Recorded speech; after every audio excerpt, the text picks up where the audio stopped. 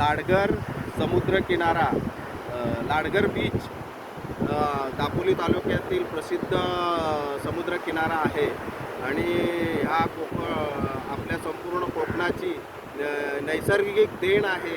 अरबी समुद्र आणि हा सर्व समुद्रकिनारा लाडघर बीचवरती आलेलो आहे आणि हा नैसर्गिक समुद्राचा आनंद लुटण्यासाठी इथे आलेलो आहे. जय महाराष्ट्र, जय कोकण.